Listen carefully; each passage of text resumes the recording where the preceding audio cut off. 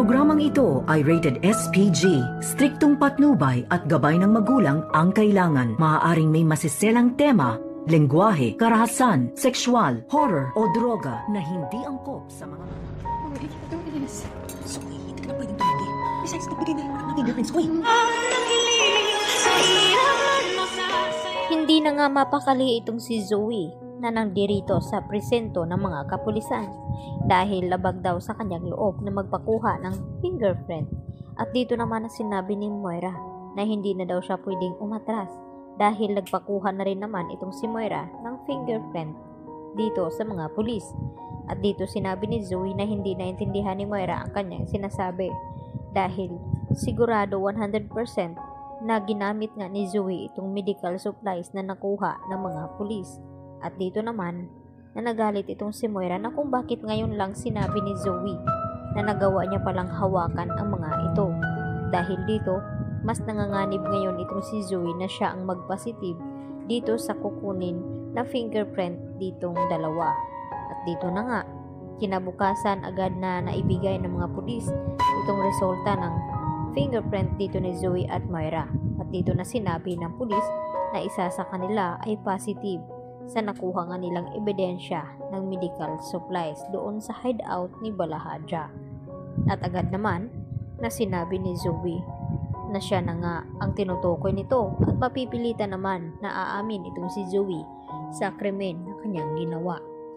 Hanggang sa sasaluhin ni Moira itong mga kasalanan ni Zoe at akakuhin dahil hindi niya kaya na makulong ang kanyang anak.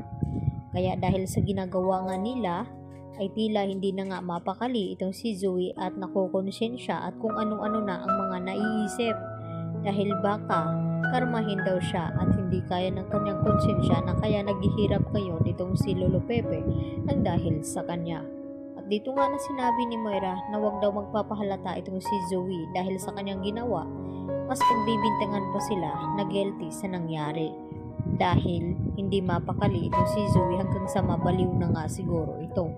At ang gusto pang mangyari ni Moira na naroon sila sa prayer sa mga kagalingan dito ni Don Pepe. Na sa ganun hindi daw sila mapagbibintangan lalo sa nangyari ngang aksidente. At kahit anong gawin dito ni Moira at Zoe ay hindi na nga mapapaniwala nila itong si Giselle dahil gagawin nga ni Giselle lahat upang malaman kung sino ang nagpakidnap dito nga kay Don Pepe dahil isa lamang ang may galit sa kanya at may motibo ay walang iba kundi itong ang si Moira na pinagtakpan naman dito ni Zoe.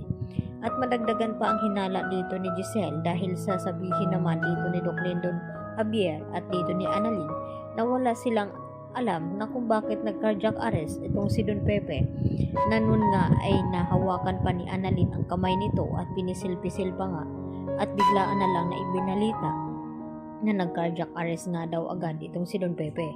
At ang nabutan nila dito sa kwarto ay walang iba kundi itong si Carlos Benitez. Kaya mapaisip naman ngayon itong si Giselle na baka may kinalaman din itong si Carlos sa nangyari dito kay Don Pepe. Kaya mas maigi na inilipat na lang nila ng ospital itong matanda upang masigurado ang kagalingan nito at hindi na magagawan pa ng masama, lalo pa nagkalat itong mga traidor sa paligid dito ni Giselle at RJ. Kaya agad na inihanda nila ang paglipat dito ni Don Pepe sa Apex at ganoon din sa ito sa Apex naghahanda ang mga nurses at doctors sa pagdating nga dito ni Don Pepe dahil nararapat lamang na dito magpagamot sa Apex Hospital itong si Don Pepe dahil sa kanya naman daw ito. Kaya yan po ang ating pagkatutukan maya-maya ng konti mga kapuso dahil masasaksihan at malalaman na nga natin kung hindi ba mabubulwaso itong mga fingerprint na nakuha ng mga pulis dito kay Zoe at Moira. Baka magawa na naman ng paraan ni Moira ay malaking kalukuhan na nga ito. Kaya yan po aking karagdagan latest update at maraming pong salamat sa inyong pananatiling panonood dito sa aking munting channel at hanggang sa muli, maraming salamat. Bye!